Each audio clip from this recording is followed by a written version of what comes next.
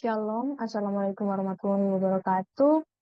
Perkenalkan saya Maharani Rima dari kelas TPD Angkatan 23 dengan NIM 2301160. Pada saat ini saya akan mempresentasikan praktikum besaran gelombang dengan kode F5.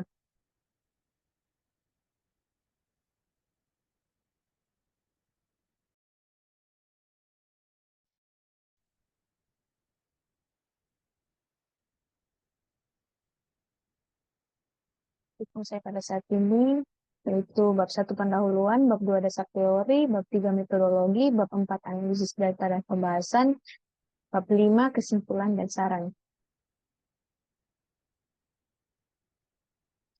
Praktikum besaran gelombang bertujuan untuk memahami konsep dasar perambatan gelombang, mengenal dan memahami besaran-besaran gelombang, dan menganalisis besaran-besaran gelombang. Berdasarkan hasil yang diperoleh pada praktikum ini, dapat ditarik kesimpulan bahwa gelombang adalah getaran yang merambat. Parameter gelombang yang umum yaitu amplitudo, fase gelombang, panjang gelombang, frekuensi, periode, dan cepat rambat gelombang. Kata kunci yang saya gunakan yaitu gelombang, amplitudo, panjang gelombang, frekuensi, periode, dan cepat rambat gelombang. Kita masuk pada bab 1 yaitu pendahuluan. Gelombang adalah getaran yang merambat. Bentuk ideal dari suatu gelombang akan mengikuti gerak sinusoid.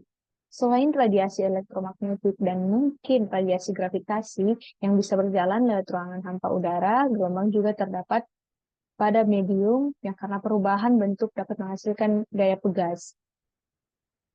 Secara umum, gelombang terbagi dua, yaitu kelompok gelombang berdasarkan arah rambatnya dan kelompok gelombang berdasarkan medium rambatnya. Berdasarkan arah rambatnya, gelombang dapat dikelompokkan menjadi gelombang longitudinal dan gelombang transversal. Sedangkan berdasarkan medium perambatannya, gelombang dikelompokkan menjadi gelombang mekanik dan gelombang elektromagnetik. Kemudian ada tujuan. Yang pertama, memahami konsep dasar perambatan gelombang. Yang kedua, mengenal dan memahami besaran gelombang. Yang ketiga, menganalisis besaran gelombang.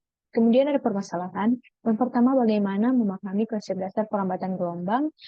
Kemudian, bagaimana memahami besaran gelombang dan bagaimana menganalisis besaran gelombang.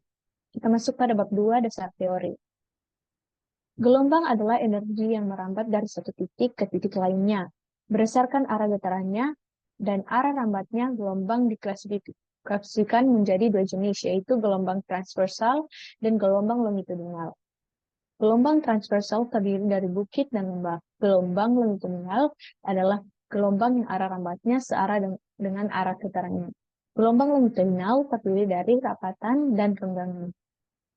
Pada umumnya, gelombang yang diamati dinyatakan dalam fungsi sinusoidal dengan rumus Y X T sama dengan Y M sin KX omega T ditambah Pi.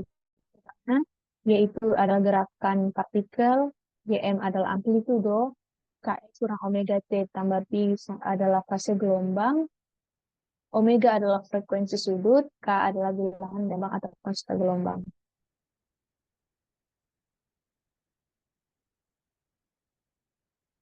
Kemudian kita masuk pada bab 3, metodologi. Ini ada flowchart. Yang pertama kita start, kemudian buka file simulasi PET, kemudian atur simulasi menjadi osilasi. Setelah itu, atur simulasi menjadi tak berujung, kemudian atur redaman ke posisi 0 dan tegangan ke posisi besar, serta tampilkan penggaris dan garis penanda. Setelah itu, atur amplitudo sebesar 0,6 cm, dan frekuensi sebesar 0,5 Hz dengan penambahan 0,1 pada simulasi. Kemudian tentukan nilai S yang terbaca pada penggaris, kemudian hitung banyak gelombang yang terjadi, setelah itu hitung panjang gelombang yang terjadi, periode dan cepat rambat gelombang tersebut, dan selesai. Alat yang digunakan, yang pertama tentunya PET simulasi, yang kedua laptop atau komputer. Kemudian ada prosedur kerja.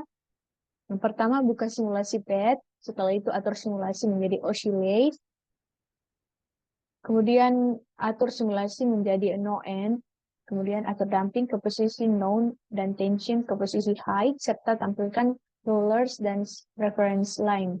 Kemudian atur amplitudo dan frekuensi pada simulasi, kemudian tentukan nilai S yang terbaca pada penggaris, kemudian hitung banyak gelombang yang terjadi, setelah itu hitung panjang gelombang yang terjadi, periode dan kecepatan lambat gelombang tersebut. Nah, kemudian masuk pada pengolahan data, telah dilakukan penelitian pengambilan data dengan mencari frekuensi panjang gelombang, cepat lambat gelombang, periode, konstanta, omega, dan rumus simpangan amplitudo yaitu Y sama dengan A sin omega T dikurang Kx dengan amplitudo 0,006 meter dan atur daman ke posisi 0 dengan tegangan ke posisi besar atau atur simulasi menjadi osilasi dengan frekuensi dari 0,5 sampai 3,0 Hz dengan penambahan di setiap datanya 0,1 Hz. Sebelum masuk pada analisis data, saya akan menampilkan cara mengambil datanya.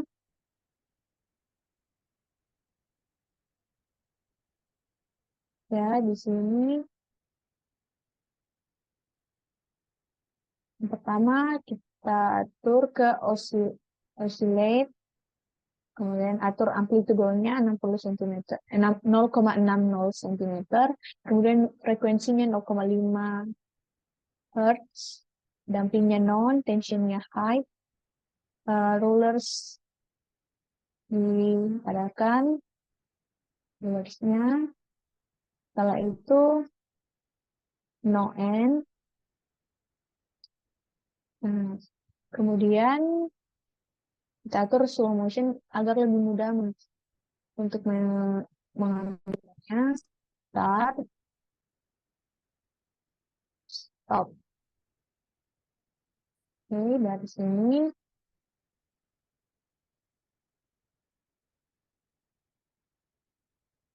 stop.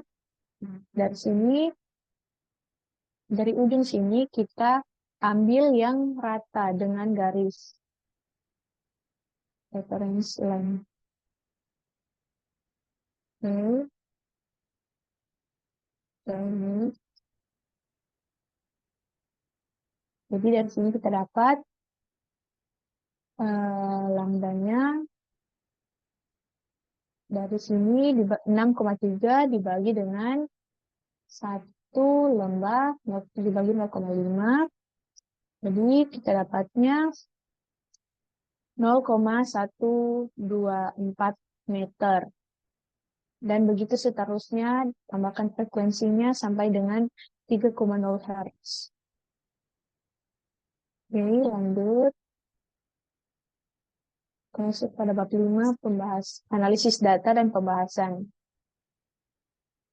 Nah, dari yang tadi, yang diketahui frekuensinya, kemudian amplitudenya. Setelah itu kita dapatkan hasilnya dari setiap rumus yang ada diberikan di sini. Kemudian ada grafik hubungan antara kecepatan gelombang dengan frekuensi. Ini lambda dengan frekuensi. Ini kecepatan gelombang dengan periode. Ini lambda dengan periode. Kemudian pembahasan. Pada praktikum, besaran gelombang memiliki tujuan untuk memahami konsep dasar perlambatan gelombang dan memahami besaran-besaran gelombang. Pada praktikum ini, pengamatan yang dilakukan yaitu mengamati panjang gelombang dengan variasi frekuensi, kemudian menghitung cepat lambat gelombang. Pada saat praktikum telah didapatkan data seperti pada tabel yaitu panjang gelombang, periode, cepat lambat gelombang, bilangan gelombang, dan frekuensi. Dalam menentukan panjang gelombang, kita dapat menggunakan rumus lambda yaitu panjang jarak gelombang atau S dibagikan dengan jumlah gelombang. Untuk menentukan nilai periode, dapat menggunakan persamaan T sama dengan 1 per F, 1 per frekuensi, dengan satuan second. Untuk mencari nilai cepat lambat gelombang, kita bisa menggunakan persamaan P sama dengan lambda dikali F. Untuk menentukan nilai frekuensi, kita dapat menggunakan persamaan omega sama dengan 2pi dikali F. Berdasarkan hasil data yang diperoleh, dapat dilihat dari grafik tadi. Yang pertama, pada grafik hubungan antara cepat lambat gelombang dengan frekuensi, yaitu datanya berbanding lurus. Kemudian, pada grafik hubungan antara frekuensi panjang gelombang, yaitu berbanding terbalik. Pada grafik ketiga, hubungan antara periode dengan cepat lambat gelombang, yaitu berbanding lurus. Dan yang terakhir, pada grafik keempat, hubungan antara panjang gelombang dengan periode, yaitu berbanding lurus. Kemudian kita masuk pada bab 5, kesimpulan dan saran. Yang pertama, kesimpulan. Dari percobaan yang telah dilakukan, diperoleh kesimpulan sebagai berikut. Yang pertama, gelombang adalah getaran yang merambat. Cara menentukan cepat lambat gelombang adalah dengan cara mengalihkan lambda dengan frekuensi. Lambda dan frekuensi sangat memengaruhi cepat lambat gelombang. Kemudian, amplitudo yang sama namun dengan variasi frekuensi yang berbeda-beda akan menghasilkan panjang gelombang, banyak gelombang, dan cepat lambat gelombang yang berbeda pula. Kemudian yang ketiga, panjang gelombang atau lambda berbanding terbalik dengan frekuensi, di mana semakin besar panjang gelombang, maka akan semakin reda frekuensinya. Kemudian yang keempat, panjang gelombang dengan frekuensi besarnya berbanding lurus dengan cepat lambat gelombang. Yang kelima, panjang gelombang berbanding lurus dengan periode, yang mana artinya semakin besar panjang gelombang, maka semakin besar pula periode gelombang. Kemudian ada saran. Saran yang diberikan pada percobaan ini diantaranya, yang pertama, sebaiknya sebelum memulai praktikum,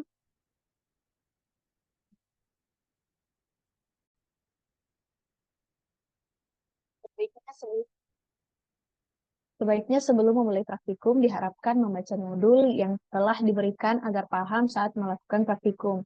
Yang kedua, teliti pada saat melihat penggaris untuk mengetahui besar panjang gelombang. Yang ketiga, memanfaatkan waktu sebaik mungkin agar praktikum yang dilakukan dan laporan yang dibuat mendapatkan hasil yang lebih baik. Yang terakhir, penulis mengharapkan kriteria saran dalam penulisan laporan agar di kemudian hari penulis boleh menjadi lebih baik.